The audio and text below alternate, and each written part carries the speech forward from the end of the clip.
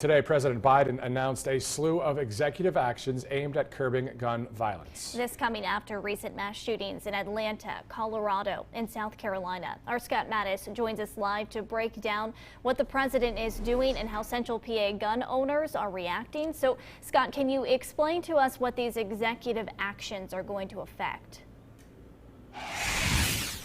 Yeah, it's pretty simple, but it's also complicated once you dive deeper into it. Essentially, he went through about 6 of them today. The one that we're focusing on right now is those serial numbers, those ghost guns. You may or may not notice this or have noticed this, but around town, around central Pennsylvania, there's some people that have illegal guns, and they're not registered, nor do they have serial numbers. That's all about to change.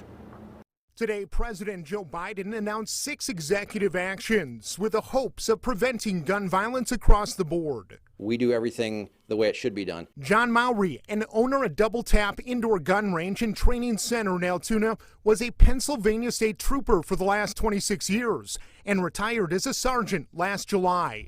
He tells me with his background in law enforcement and his new career in selling firearms, he's seen it all. Criminals will take a firearm, they will shave the serial number, they'll try to scratch it off so that you can't track it. We also have a lot of straw purchases where you will have someone come in and buy a gun, and then they'll turn around and give it to their boyfriend or their neighbor, whoever, and then they'll report it stolen.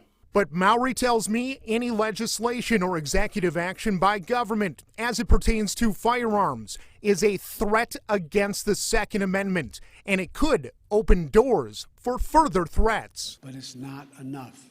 And with Biden's executive action, the Department of Justice would have 30 days to issue a timeline of exactly how to stop the growing number of ghost guns there are on the streets. Because the problem, in many cases, they're untraceable. Obviously, we don't want criminals to have firearms. The problem is that the criminals find loopholes. The criminals find ways around it. They're not coming in here and doing things by the books. So it doesn't matter what he does as far as an executive order, that's not going to stop the criminals because they're not doing things the right way. So the bottom line, Mowry wants everyone, law-abiding and not, to listen up.